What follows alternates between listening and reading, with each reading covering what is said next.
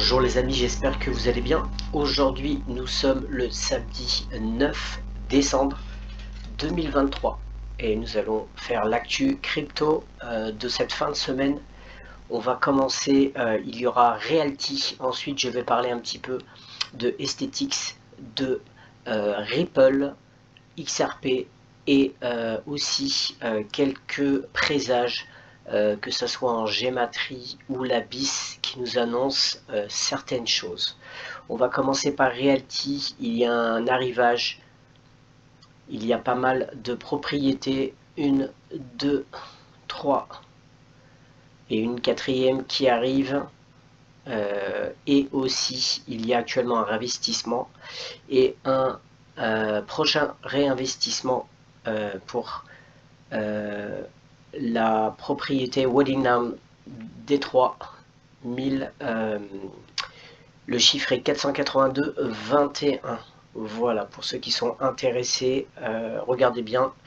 Bien sûr, on n'achète pas comme ça, on regarde un petit peu, on fouille pour voir si c'est intéressant d'acheter, de voir aussi si les loyers sont backés par l'État ou pas. Il y en a certaines qui sont backées par l'État, vous êtes sûr d'être payé, et d'autres non. Voilà, à vous de bien fouiller. On va passer maintenant au marché crypto. Alors là, on est dans le vert, ça doit être un petit retracement. Dans le rouge, pardon, doit être sur un petit retracement. Le BTC s'est calmé depuis quelques jours, mais je pense qu'il va continuer un petit peu à monter. Le XRP est pas mal monté, il est à 0,67. Je pense qu'il y a un support à 0,75, je crois. Donc à voir s'il le casse ou pas. Stellar qui a bien monté aussi, il est à 0,136. Edera qui est vraiment à bien pumpé, 0,07, et je pense qu'il n'est pas prêt de s'arrêter. Near Protocol, moi j'ai déjà pris mes gains, je suis sorti, j'ai fait x2, mais j'ai laissé ma base de départ dessus, j'ai juste pris mes gains. Voilà, et un qui a bien flambé, c'est Algorand, qui, vous voyez, au niveau du mois, il a fait 63%. Voilà, un petit peu pour le marché. Bon, tout le monde dit qu'on est en bull run. Je pense qu'effectivement, il y a de l'argent, des liquidités qui rentrent, mais attention, je vous parlerai à la fin de la vidéo d'un Black Swan, et vous allez voir que je pense qu'à un moment donné, même si tous les feux sont au vert, je pense qu'il peut se passer quelque chose et que ça va cracher, peut-être pas tout de suite, mais en tout cas très bientôt, parce qu'il l'annonce. Voilà. Une dernière chose, on va regarder Bonk, je ne sais pas si vous avez vu, qui aussi actuellement fait des bons. Alors il a pas été, il a été mis il y a très peu de temps, Bonk, et il fait un bon pourcentage. Il a fait presque 1000% dans le mois. Voilà. On va passer à l'actualité. On commence par tout simplement les États-Unis qui commencent un petit peu à faire des investigations pour tout simplement les personnes qui détiennent des crypto-monnaies. L'IRS des États-Unis a signalé une augmentation du nombre d'enquêtes sur la déclaration d'actifs numériques dans son rapport annuel publié le 4 décembre. Le bras d'enquête de l'IRS dit il a initié plus de 2676 affaires dans lesquelles il a identifié plus de 37 milliards liés à des crimes fiscaux et financiers. Je ne savais pas qu'on peut faire des crimes fiscaux. Au cours de l'exercice 2023, selon l'équipe, il a observé une utilisation accrue des actifs numériques, ce qui a entraîné une augmentation des enquêtes fiscales connexes. De toute façon, il va y avoir plus en plus, les échanges vont vraiment donner toutes les infos, et je pense qu'ils vont arriver à avoir une traçabilité vraiment des cryptos, mais pour l'instant, heureusement, il n'y a pas une loi où on doit tout simplement déclarer nos wallets privés. En tout cas pour l'instant les échangeurs oui, le wallet on peut tout simplement eh bien dire ce qu'on a dessus si on doit être imposé comme grosse fortune, mais en tout cas on n'a pas tant qu'on n'a pas fait une transformation en fiat pardon, eh bien on ne paye pas d'impôts en France. Il y a des endroits où ça peut être possible de payer des impôts sans faire de conversion. Alors ces enquêtes consistent en des revenus non déclarés résultant de l'omission de déclarer les gains en capital provenant de la vente de crypto-monnaies. Donc c'est ce que je vous disais, c'est quand vous faites la conversion en fiat, les revenus tirés de l'exploitation minière de crypto-monnaies, ça c'est pour les mineurs de Bitcoin, ou les revenus reçus sous forme de crypto-monnaies, ça c'est le staking et le lending. Voilà, et les gains en jeu, a déclaré la Criminal Investigation Unit. Voilà, donc il va y avoir de toute façon des réglementations de plus en plus sévères. Donc il faut vraiment bien se renseigner, et puis si vous jamais vous faites des gros gains, eh bien ça serait pas mal d'aller voir, si vous avez fait des gros gains, d'aller voir un avocat fiscaliste pour voir un petit peu comment faire. On va passer maintenant à Ripple. Alors là on a Zodiac Custody qui s'intègre au réseau Metaco. Et Metaco, je pense que vous le savez, les propriétaires, c'est tout simplement Ripple. Le dépositaire d'actifs numériques collabore avec la société de technologie d'entreprise pour créer un réseau institutionnel à l'échelle mondiale. L'intégration offre actuellement un meilleur accès à sa solution d'échange leader de Zodiac Custody pour les institutions. Zodiac Custody, c'est donc un dépositaire d'actifs numériques de premier plan dont, et là c'est important, les actionnaires comprennent Standard Chartered, SBI Holding et Northern Trust qui ont intégré Metaco. Donc en fait ils ont intégré, ça permet à Ripple tout simplement d'avoir la main sur tout simplement un partenariat avec Zodiac Custody, le fournisseur de technologies d'infrastructures d'actifs numériques appartenant à Ripple pour créer un réseau mondial pour les institutions. L'intégration permet aux institutions d'accéder aux solutions de garde bancaire de Zodiac Custody via Metaco. La collaboration entre les deux entreprises suit une relation stratégique de longue date et est conçue pour développer davantage d'options en réseau pour les investisseurs institutionnels, leur permettant d'acquérir des capacités de services d'actifs numériques de bout en bout sécurisées, fiables et conformes. Il renforce également l'infrastructure mondiale d'actifs numériques en améliorant la connectivité aux chaînes de blocs, des couches 0 et 1 fondamentales, créant ainsi un réseau de règlements robuste basé sur des registres distribués.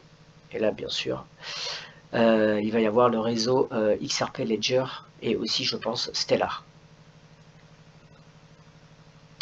On va passer à une autre nouvelle pour tout simplement Ripple. Actuellement sur Linto, vous avez des actions qui sont encore disponibles tout simplement des actions Ripple à 44,17 $. On va passer à une autre nouvelle pour Ripple, tout simplement.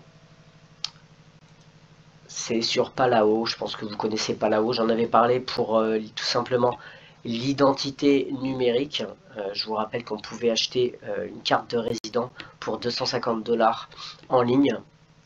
Et donc là, vous avez tout simplement le Palao qui, la première phase du programme Palao a été déclaré un succès par le ministre des Finances du pays selon un rapport. D'autres travaux sur la pièce stable nationale indexée sur le dollar des États-Unis sont prévus dans le but d'introduire la CFP à l'échelle nationale, sortie le 7 décembre.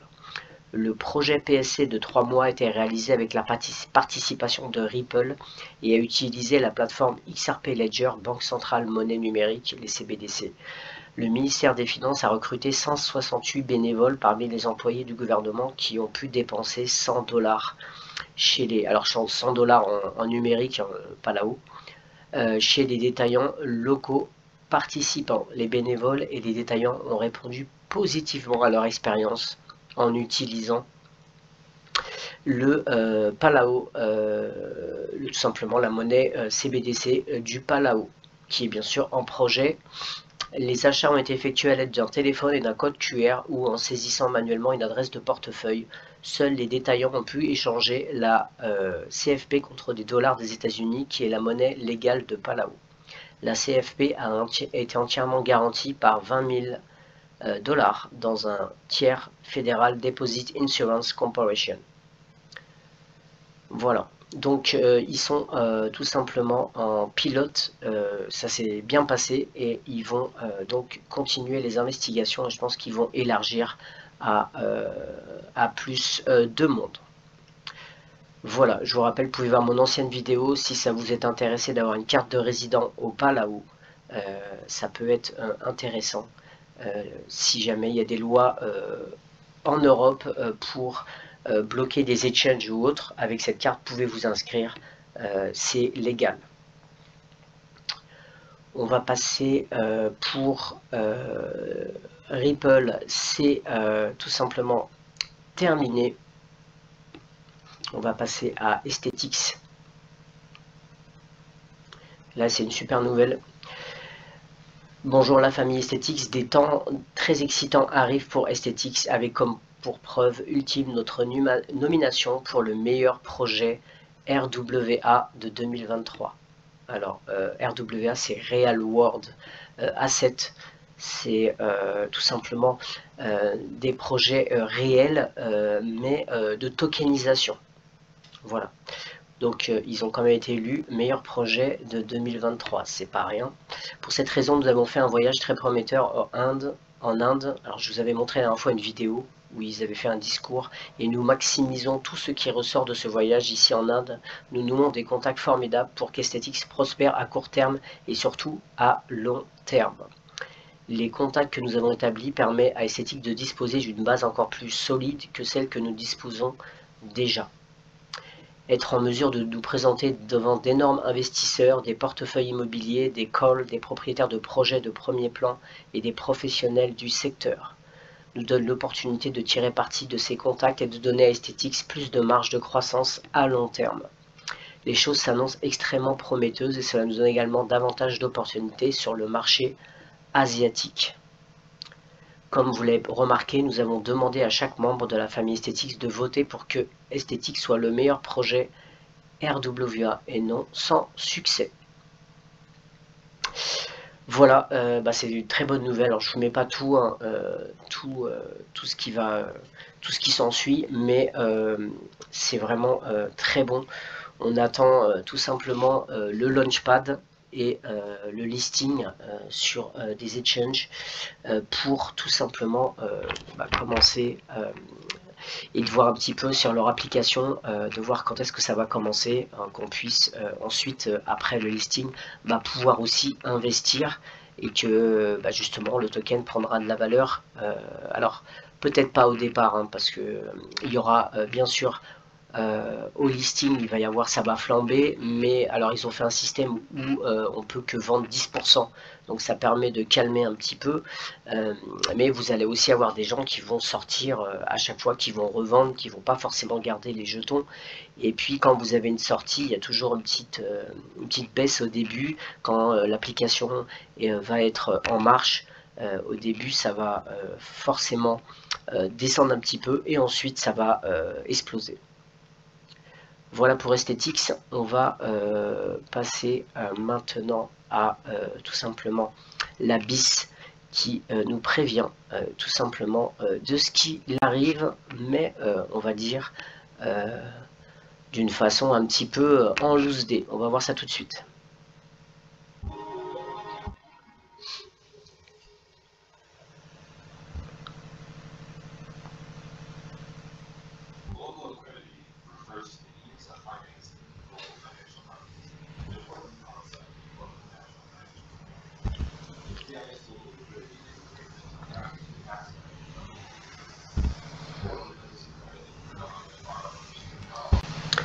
Alors là, il vous dit que tout simplement pour la liquidité, ils ont des indicateurs et que l'un des plus importants, c'est le crédit en devise pour les emprunteurs non bancaires en dollars. Et là, je ne sais pas si vous avez suivi, mais tout simplement, ça commence à se resserrer, il y a de moins en moins de gens qui empruntent, et obligatoirement, ça ne va pas jouer en faveur d'une liquidité accélérée, au contraire. On va continuer.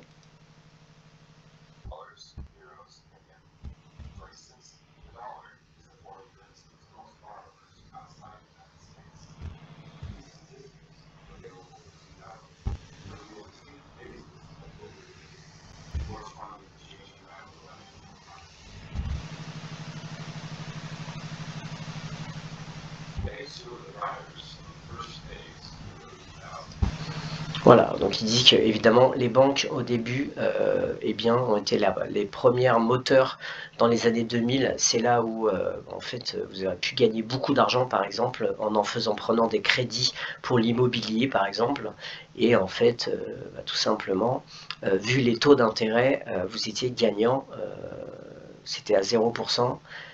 Vous étiez donc gagnant, et puis vous mettez des gens dans votre dans les appartements, et ils remboursaient votre crédit. C'était vraiment hyper intéressant. Ensuite, il y a eu la crise de 2008, on va voir ça.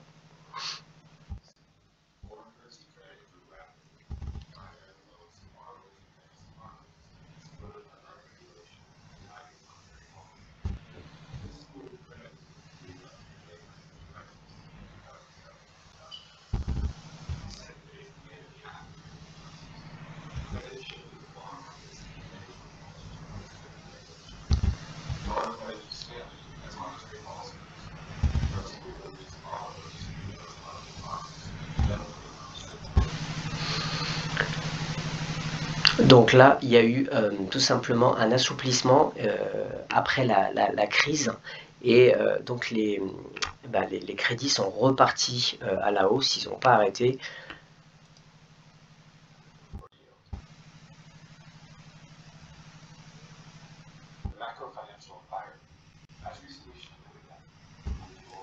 Et là, il vous explique qu'actuellement, ça a changé à nouveau, tout simplement avec la Fed qui a changé sa politique et qui maintenant a fait un resserrement, c'est-à-dire qu'ils ont augmenté les taux d'intérêt. On en est à, je crois, 5 ou 6, je ne sais plus, pour cent.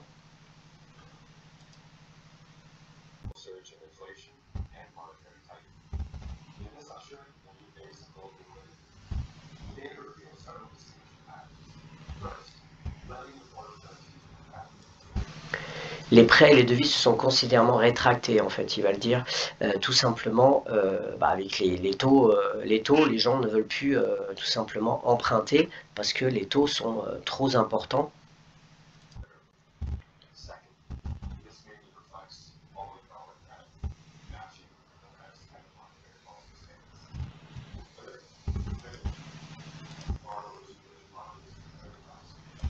Voilà, les crédits aux emprunteurs des marchés émergents diminuent aussi plus rapidement.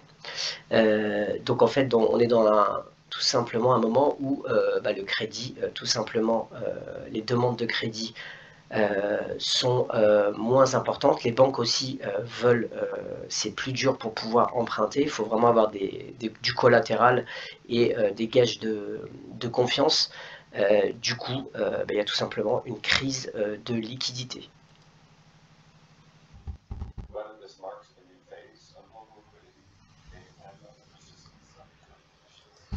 Donc là, ils disent que l'équilibre peut dépendre de la persistance de la situation actuelle. Je peux vous dire que là, ils vont peut-être calmer un petit peu le jeu sur les taux d'intérêt, mais après, ils vont être obligés de les augmenter. Encore, c'est même pas sûr en tout cas, ils se calment sur les taux d'intérêt, mais je pense qu'ils vont être obligés à un moment donné de les faire repartir à la hausse, et donc il n'y aura pas de liquidité. Et c'est là que vous avez tout simplement XRP qui rentrera en jeu, c'est-à-dire que ce sera des protocoles numériques qui permettront de refluidifier, de redonner tout simplement de la liquidité. Voilà. Donc ça, ça, de toute façon, on le savait qu'il y avait un problème de liquidité, mais c'est Ripple, entre autres, il n'y a pas que Ripple, mais qui permettra tout simplement de donner de la liquidité. Voilà, tout ça c'est très bon pour le XRP. On va terminer maintenant par la petite minute complotiste, mais on va prendre un petit peu d'attention sur un post de Rosie Rios qui date tout simplement de... je vous dis pas de bêtises, je crois que c'est du 4 ou 5 décembre. Et on va traduire le post. Aujourd'hui, cela a changé avec Taylor Swift. Félicitations, et il s'agit de Time. C'est-à-dire qu'en fait, Taylor Swift a été élue la personnalité de l'année au Time. Bon, déjà, franchement, enfin bon, chacun son avis, mais si elle, c'est une personnalité pour Time, bref. On va donc essayer d'analyser pourquoi, quel est en fait ce message. Pourquoi il y a un 13 déjà avec le Taylor Swift. Tout simplement parce que Taylor Swift que vous voyez ici, il y a un 13, c'est pas pour rien. Et regardez ce qu'elle met tout simplement sur son profil. I'm the problem, it's me. C'est moi le problème, je suis le problème, c'est moi. Et ces gens parlent en code et on va le voir tout de suite. Voilà. On va donc taper Taylor Swift. Déjà pensez à Swift. Swift, ça vous dit rien. ISO 222 Swift, le système Swift qui risque de changer. Et on va calculer. Donc vous avez ce chiffre qui est 1429. On va taper 1429. On va mettre et on va chercher persécution, poursuivant. Voilà. 13 lettres. Pourquoi 13? Bah tout simplement, regardez bien. Taylor Swift 13. Il vous l'annonce. 13. On retourne sur le déco.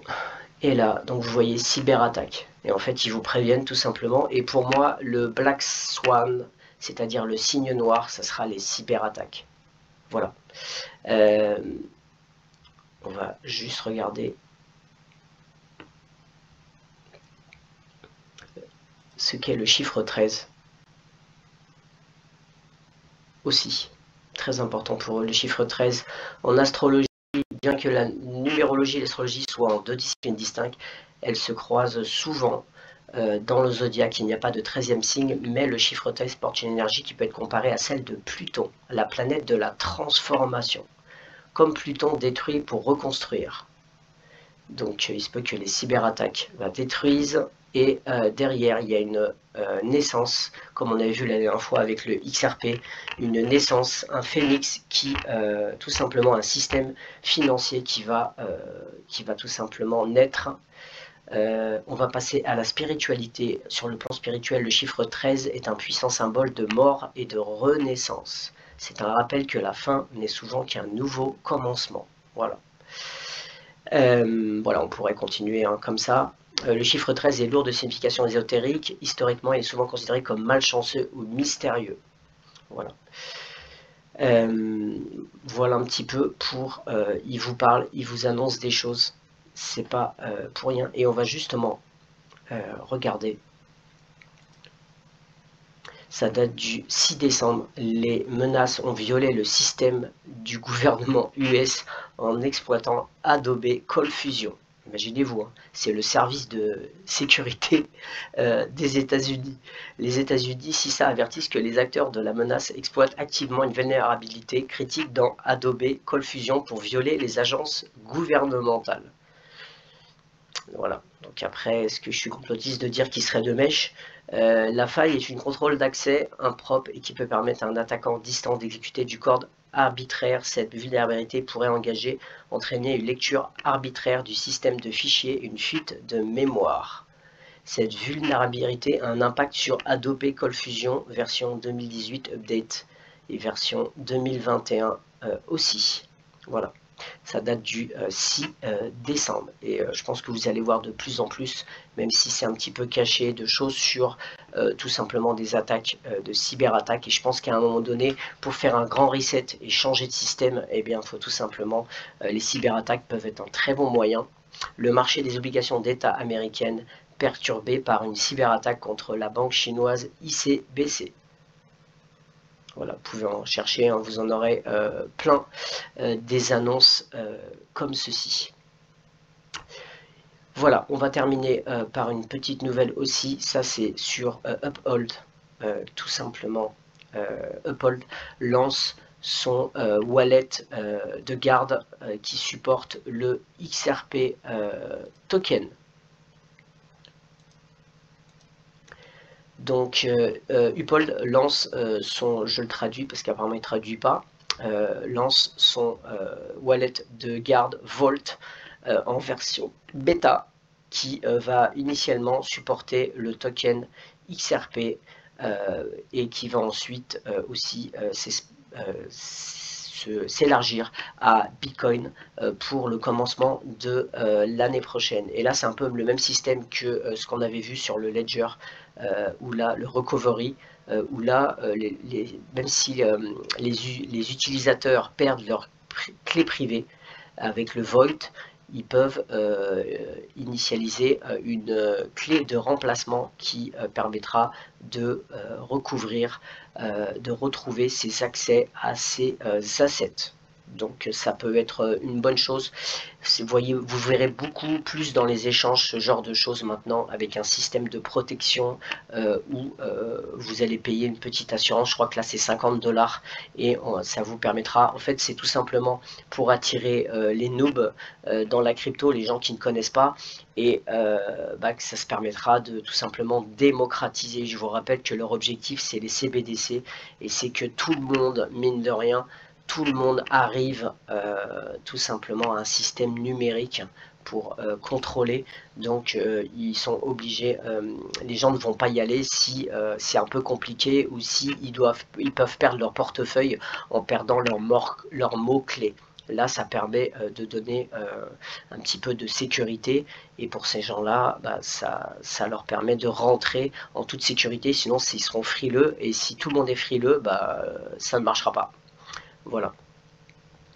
Eh bien écoutez, j'ai terminé, je vais juste repartir sur ce que c'est que le Black Swan pour finir. La théorie du Black Swan, du signe noir, développée par le statisticien Nassim Taleb, notamment dans son essai « Le signe noir, la puissance de l'imprévisible » est une théorie selon laquelle on appelle signe noir un certain événement imprévisible qui a une faible probabilité de se dérouler, appelé événement rare, en théorie des probabilités, et qui, s'il se réalise, a des conséquences d'une portée considérable et exceptionnelle.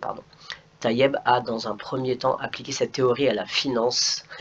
En effet, les événements rares, ils sont souvent sous-évalués en matière de prix. Voilà. Donc, je pense qu'il y aura un Black Swan et il vous l'annonce, et à mon avis, il y a des grandes chances que ce soit ce qu'ils annoncent par code, c'est-à-dire des cyberattaques. Une cyberattaque qui peut faire un blackout, par exemple. Voilà, et bien écoutez, c'est tout pour cette vidéo, j'espère que ça vous a plu, n'hésitez pas à vous abonner et à liker et à commenter. À très bientôt, ciao.